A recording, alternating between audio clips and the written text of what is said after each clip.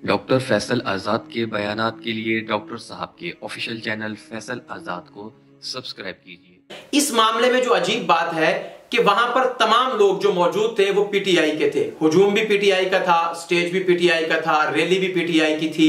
और वो जो नाजिम साहब वहां खड़े थे, जिनके बारे में निगार अली साहब ने वो जुमला कहा जो मैं अभी आपको बताता हूं, वो भी जाहिर है पीटीआई के थे। और निगार अली साहब जो एक आलिम दीन है, तो उनको दुआ के लिए बुलाया गया, हदिया तबरीक के लिए, दुआया कलिमात के लिए। तो लाजमी तौर पर उनका भी कुछ ना कुछ कल्बी लगाओ पीटीआई के साथ था, तो उन्हें बुलाया गया। तो मैंने अपने एक स्टूडेंट को फोन किया जो मर्दान के कुर्बो जवार में रहता है। मैंने कहा इस वाकये की कुछ तफसीलात मुझे बताएं। तो उन्होंने फिर मुझे बताया कि ये शख्स जो निगार अली है, इसने हुजूर नबी करीम सल्लल्लाहु अलैहि वसल्लम के उस वाक़े की तरफ इशारा किया जो कोहे सफा पर आप सल्लल्लाहु अलैहि वसल्लम के साथ पेश आया।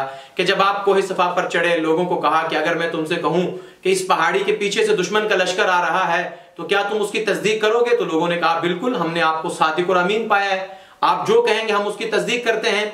तो इस वाक़े को बयान करने के बाद उसने कहा कि ना तो मैं ये कहता हूं कि तुम सहाबा हो, और ना ही मैं ये कहता हूं कि ये जो नाजिम साहब खड़े हैं उनके बारे में। बाद लोग कह रहे हैं कि इमरान खान साहब के बारे में कहा है, लेकिन जो मुसद्दका इतलात हैं वो ये हैं कि निगार अली साहब ने वो जो साथ नाजिम खड़े थे उनके बारे में कहा कि इनको मैं पैगंबर से कम भी नहीं जानता।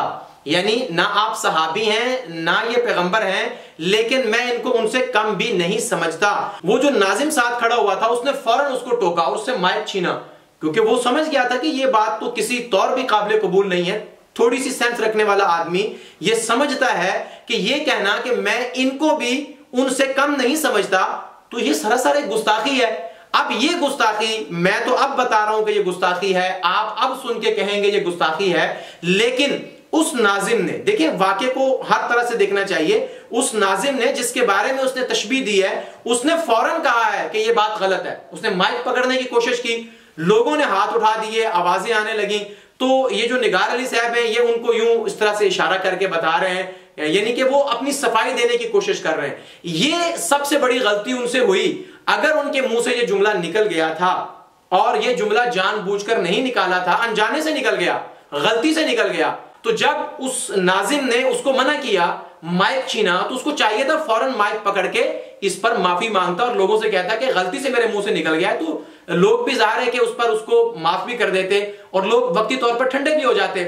और जब लोग उसको कह रहे हैं तो ये अपनी सफाइयां देने लग गया। और अब ये वाकया हर दो लिहाज से बाइसे तशवीश और बाइसे तकलीफ है कि एक दीनदार आदमी इतनी बड़ी गुस्ताखी का सोच भी कैसे सकता है, और जब उसको बता दिया जाए कि आपने गुस्ताखी की है तो वो उसके ऊपर बजिद कैसे रह सकता है। लेकिन याद रखें, ये रवैया हमारे यहां अमूमन पैदा होता जा रहा है। और भी बहुत से आजकल आपको ऐसे स्कॉलर और ऐसे मजहबी रहनुमा नजर आएंगे कि जो गुस्ताखी करते हैं, और गुस्ताखी पर जब उनको निशानदेही की जाती है, लोग बताते हैं आपने गुस्ताखी की है, वो गुस्ताखी पर माफी मांगने के बजाय बजिद होते हैं और उसके ऊपर और गुस्ताखी करते हैं और अतराते हैं और सफाइयां देने की कोशिश करते हैं, और ये कहते हैं कि ये कौन सी गुस्ताखी है, ये तो फलां ने भी अपनी किताब में लिखा है, ये तो फलां ने भी अपनी किताब में लिखा है, ये तो फलां ने इसके बारे में यूं कहा था। तो मैं ये समझता हूं कि ये रवैया जो हमारे अंदर पनप रहा है, पैदा हो रहा है, और इसको कुछ लोग प्रमोट कर रहे हैं, ये बिल्कुल गलत है। बिल्कुल गलत है